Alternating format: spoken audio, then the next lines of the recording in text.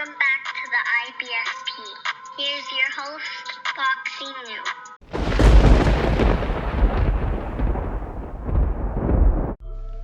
Welcome back, fight fans. Welcome back, fanboys. Be advised, this video contains the absolute truth, may cause hurt feelings, and the need to thumbs down the video. Let's just break it down. And you know what? Let's just be honest and unbiased. Biased media is pushing Tyson Fury as the new face of boxing over Anthony Joshua and Canelo Alvarez. Over the last, few months, ever since Tyson Fury has, beaten Deontay Wilder, there's been an enormous push for Tyson Fury as, being the face of boxing, being the king of the heavyweight division. And I understand, Tyson Fury is a great fighter. He's elite. He has elite skills. He's a world champion. He's undefeated. Tyson Fury is a truly great fighter, and I respect Tyson Fury tremendously. But, I think the bias in the media and these fanboys pushing these narratives have to be debunked, and we just have to be all the way truthful and unbiased about it. The only faces of boxing are Canelo Alvarez and Anthony Joshua. Tyson Fury is a good fighter. He's an elite fighter, but he's not the face of boxing. Let's just break it down. And, we start with ESPN and Forbes coming out with the highest paid fighters list of 5 combat sports stars, for the world. And they have Tyson Fury as 1 with 57 million, Conor McGregor as 2 with 48 million, Anthony Joshua 3 with 47 million, Deontay Wilder 4 with 46.5 million, and Canelo Alvarez 5th with 37 million. Now these are just the combat sports listing. This isn't their actual rank on the Forbes list. So out of all the combat sports, these guys are 1 through 5. So you have Fury, McGregor, Joshua, Wilder, then Canelo.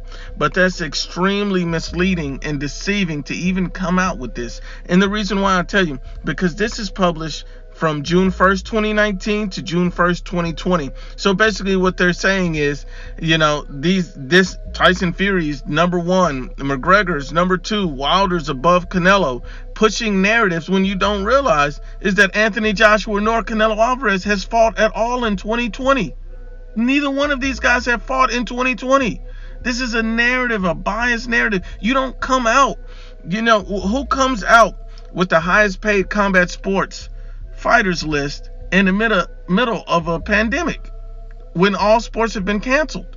These two guys have not even fought in 2020. Anthony Joshua hasn't fought in 2020. Canelo Alvarez hasn't fought in 2020. And where these guys are on the list, Canelo Alvarez would have easily doubled his payday and would have been far ahead of Wilder, would have been ahead of Fury, would have been ahead of McGregor. And Anthony Joshua was already ahead of Wilder, and he would have clearly been ahead of Fury and McGregor as well. So Anthony Joshua and Canelo Alvarez would have, led the pack once again had they came out with an actual honest and unbiased list if there was no coronavirus. So why come out with a list in the middle of a pandemic only to push a narrative, only to push something as if it were something else? Anthony Joshua and Canelo Alvarez didn't fight in 2020. Not yet as well. And so since that's the case, this list doesn't even make sense. You're talking about a guy in the middle of a pandemic because no one else is fighting. He's number 1. We just got to be real about the situation. I mean, look, take a look at this and the way the media has portrayed things. Tyson Fury, he's ahead of Anthony Joshua in the Forbes highest paid list. You see the way that title is written is because people are coming and saying, hey, look, Tyson Fury's eclipsed Anthony Joshua, popularity, fame, paydays, all these things. It's misleading. You even see ESPN, obviously they're tied with Tyson Fury saying, hey, he leads the group of highest paid fighters 2020. But that's misleading. These guys are not being honest about it. Forbes, top 100 highest paid athletes, Tyson Fury leads boxing's big 4. That's misleading. If Anthony Joshua and Canelo Alvarez hasn't fought in 2020 due to a pandemic, a global pandemic that stopped all of boxing, why would you even come out with a list? It doesn't make sense unless you're pushing a narrative. There's even speculation that, Tyson Fury could be the new face of boxing. Come on now, let's just be real about it. Let's be honest and unbiased. And there's 2 things that make you a face of boxing. One is your global reach. ticket sales, popularity, and the other thing is, who you're fighting. So let's just break down an honest and unbiased comparison of all of these guys and see who the real faces of boxing are. And, you see Tyson Fury versus Otto Wallin, not one of the biggest popular, names out there. He sold about 3,500 tickets. He sold 3,500 tickets, and his live gate did less than $1 million. So he did less than $1 million live gate, and he only sold 3,500 tickets. And that's the face of boxing? This is literally his fight before Deontay Wilder, and that's the face of boxing? No, the face of boxing does good numbers against anybody, even if they're lower than anticipated. I mean, look at it like this. Anthony Joshua against Alexander Povetkin. He did 80,000 people in Wembley Stadium at least, according to, USA Today. So if he's doing 80,000 against Alexander Povetkin, could Tyson Fury do 80,000 against Alexander Povetkin in the UK in Wembley Stadium? Absolutely not. He couldn't do 4,000 tickets in Vegas. Let's just be honest and unbiased, not by itself. He needs another name to carry that. Anthony Joshua needed no one to carry that. He did it on his own. That makes him a face of boxing. There's a difference between needing opponents to make you somewhere, or Anthony Joshua doing it on his own. There's a difference. There's a level. That's why he is one of the faces of boxing. Canelo Alvarez is one of the faces of boxing, simply because he fought Sergey Kovalev, who was not regarded as one of the most popular fighters in the world, but is somewhat known. But at the end of the day, he generated a gate, and one of his poorest performances, selling and all of that, of $8 million. So Tyson Fury did less than $1 million, while Canelo Alvarez did over $8 million.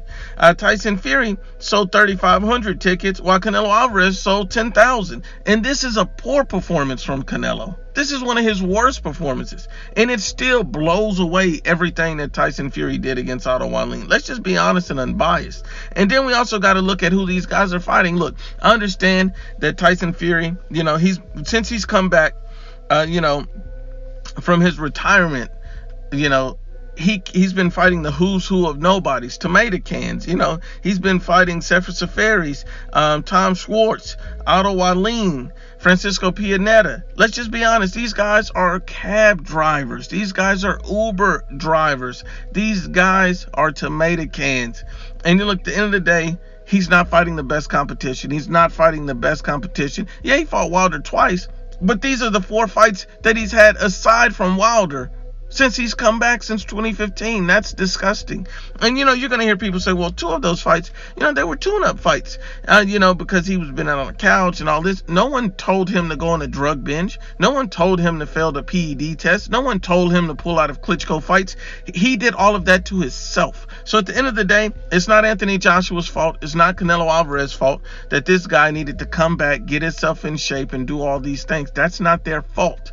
So at the end of the day, it's not their fault that this guy is fighting lower tier competition. I understand the circumstance, but we got to be honest and unbiased. Tom Schwartz and Otto Wallin, there's no excuse for those fights at this level after you've already fought Wilder and 2 other tune-ups. There's simply no excuse. We got to be honest and unbiased. I mean, you got to understand like this. And Fury, at the end of the day, he somewhat clout chases at times.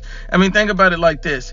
Dillian White offered him the fight. He accepted. Then he backed out, saying that he's not interested in Dillian White's a bum. Now, the interesting thing is Tom Schwartz a bum? Is Otto Wallin a bum? Because Dillian White is levels above any of those guys he's fought since he's come back. Tom Schwartz, Otto Wallin, Francisco Pianetta. He's a Sefer Seferi. He's ahead of all of those guys. He stops all of them. Dillian White stops all of them. So whether you like Dillian White or not, let's just be honest about who he is. I mean, come on now. And then, look, and then you also see, when you go back in time, why didn't he ever rematch, Vladimir Klitschko? That was probably his best win of his career. Why did you not rematch him? Why didn't it happen? And, according to sources, ESPN and Dan Raphael, it shows that Tyson Fury just wasn't prepared to fight Klitschko. That was it. He just didn't prepare to fight him. He did exactly what Andy Ruiz did. Or at least what Andy Ruiz said he did. And so why is Tyson Fury getting a pass? So he pulls out of a fight, not because he's truly injured, but because he didn't want to smoke. Because he may not have been in shape. Let's just be honest and unbiased. That was a duck. Let's just be real about it. And then Tyson Fury was offered 60-40 to fight Anthony Joshua, turned it down. Faces of boxing does not do these type of things. Anthony Joshua beat Vladimir Klitschko, offered him a rematch. Klitschko declined. We got to be real about it. Anthony Joshua fought Dillian White, beat him, offered him a rematch. Dillian White most recently declined.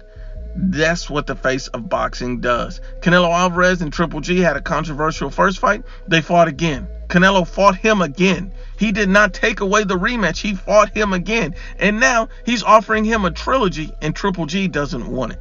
The face of boxing just moves different than Tyson Fury. Let's just be honest and unbiased. And when you look at the competition that Anthony Joshua and Canelo Alvarez has been facing, both of these guys winning belts and belts. Canelo Alvarez moving up in weight class, facing on a Sergey Kovalev. Canelo Alvarez facing guys like Danny Jacobs in a unification match, facing him right after Triple G. He's facing tough opponent after tough opponent. Anthony Joshua facing Dillian White, undefeated Joseph Parker. He's facing good fighters, fight in and fight out, while these guys are simply not measuring up. There's only two faces of boxing, and that's Canelo Alvarez and Anthony Joshua. Any way you cut it, any way you slice it, these guys are the face of boxing, and we just have to be honest and unbiased.